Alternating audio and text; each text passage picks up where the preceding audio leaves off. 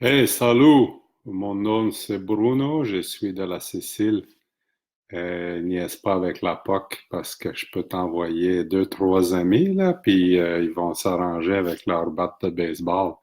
En tout cas, Bruno m'a dit de dire bienvenue sur Énergie Santé Optimale.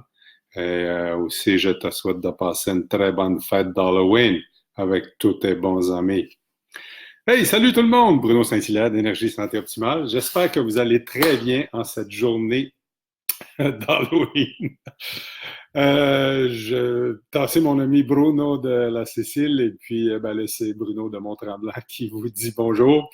Euh, une des choses qu'on aime beaucoup faire chez Énergie Santé Optimale, en plus de rire et de profiter de la fête de l'Halloween, c'est de prendre l'information qui est très complexe et débordante sur Internet pour vous aider à prendre des bonnes décisions faciles pour avoir des résultats qui tiennent la route longtemps sur votre santé. Alors, si c'est quelque chose qui vous tente d'explorer avec nous, contactez soit Jessica ou moi, puis ça nous fera plaisir de vous accompagner vers ces changements-là dans la complexité de toute l'information qu'on retrouve. Alors, en ce beau jeudi, fête de l'Halloween, 31 octobre, j'espère que vous allez très bien. Si tu arrives sur Énergie, ben, sur notre capsule Facebook d'aujourd'hui, fais-nous un petit coucou, un petit thumbs up, un cœur, un allô, et on pourra te rendre l'appareil, que ce soit en direct ou en différé. C'est bon? On poursuit notre série de cette semaine sur ce qui est facile à faire et facile à ne pas faire. Lundi, si tu étais avec nous, on a parlé de préparer ta journée la veille. Mardi, Jessica vous a démontré quelques bons trucs pour bien dormir en bougeant. Hier, on a parlé de comment poursuivre dans les bonnes habitudes, de l'eau, comment débuter la journée du bon pied pour avoir une journée qui est simple, qui est remplie d'énergie, tout ça, des choses faciles à faire, faciles à ne pas faire. Puis aujourd'hui, ben, on va explorer un petit peu plus sur apprendre à dire non et à déléguer. Et là, j'entends déjà peut-être les parents, peut-être un petit peu plus les mères de famille de dire ouais, ouais, ouais, toi, Bruno, on sait bien que bla, bla, bla. Fait que je vais vous mettre au défi et je vais vous demander d'être réceptif et réceptive par rapport aux trucs qu'on vous donne aujourd'hui, qui sont faciles à faire et faciles à ne pas faire. Donc, apprendre à dire non en premier. Alors, pourquoi c'est important d'apprendre à dire non? Ben, premièrement, si on n'apprend pas à dire non, en tout cas, mon expérience à moi m'a démontré que si je dis pas non avant à des choses qui sont pas importantes pour moi, ben je finis par dire non après. Et là, non seulement je suis pas fier de moi, je suis déçu, mon estime de moi en a pris pour son rhume, et en plus de ça, j'ai déçu d'autres personnes. Donc, vaut mieux dans cet ordre d'idée-là, identifier qu'est-ce qui est une priorité pour vous vraiment. Puis probablement un bon exercice à faire à tous les jours pour apprendre à dire non aux choses qui ne sont pas dans vos priorités à vous aujourd'hui, le 31 octobre. Puis là, on est rendu sur l'heure du dîner. Donc, si vous ne l'avez pas fait ce matin, puis vous voyez les conséquences de ça, ben, peut-être le faire le reste de la journée. Apprendre à dire non. Deuxième truc, apprendre à déléguer. Et ça, encore une fois, je m'adresse aux parents, peut-être un petit peu plus aux mères de famille qui ont tendance à vouloir tout faire elles-mêmes, sûrement pour plein de bonnes raisons, mais peut-être par, je sais pas, peut-être un désir de tout contrôler, de tout faire comme elles le veulent, ou il y a peut-être des pères qui sont comme ça aussi, peut-être pas dans les tâches ménagères, mais peut-être dans d'autres aspects, puis peut-être dans les tâches ménagères aussi. Donc, d'apprendre à déléguer, c'est super important.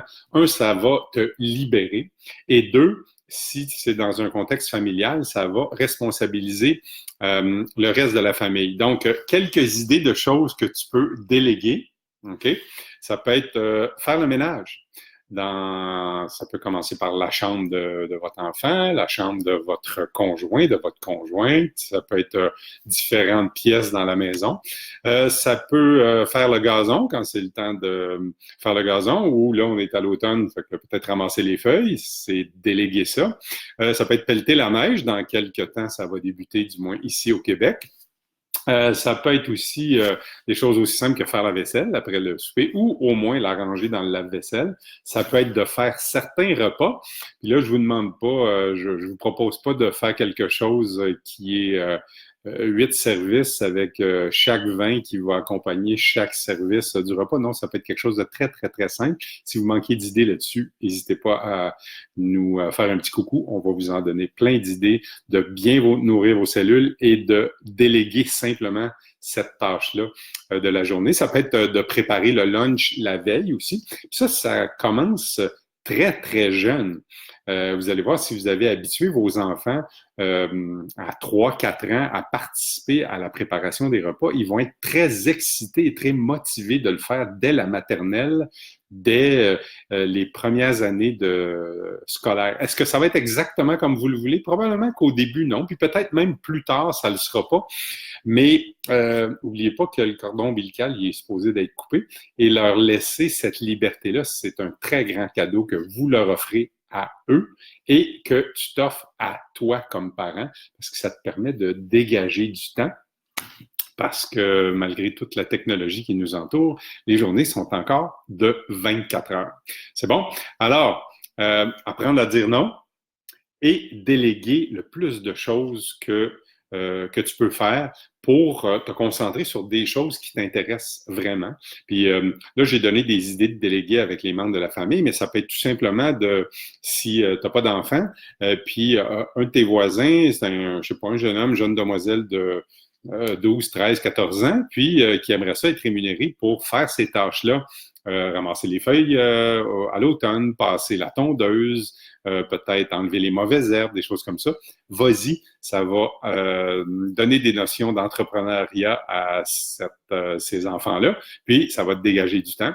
Et donc, c'est gagnant-gagnant, gagnant-gagnant, comme on le dit. C'est bon?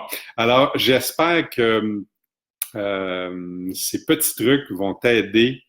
Ces petits trucs faciles à faire et à ne pas faire vont t'aider à te retrouver dans tout ça. Si jamais, toi, tu te sens un petit peu débordé dans tout ça, puis tu sais pas comment passer à l'action, quoi choisir, quoi identifier que tu pourrais déléguer, puis comment le déléguer sans te sentir coupable, ben, n'hésite pas à communiquer, à écrire facile à faire dans les commentaires.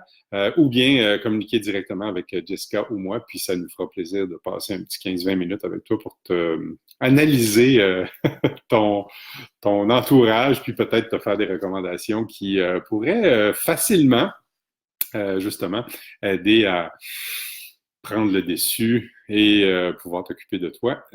Toi, qui es la personne la plus importante dans ta vie. Alors, là-dessus, je te souhaite une excellente journée d'Halloween. Et je remets la parole à mon ami Bruno de la Sicile. Assure-toi de passer du bon temps, parce que passer du bon temps, c'est quelque chose qui est facile à faire, mais c'est aussi quelque chose qui est facile à ne pas faire. Salut, à bientôt de la Sicile.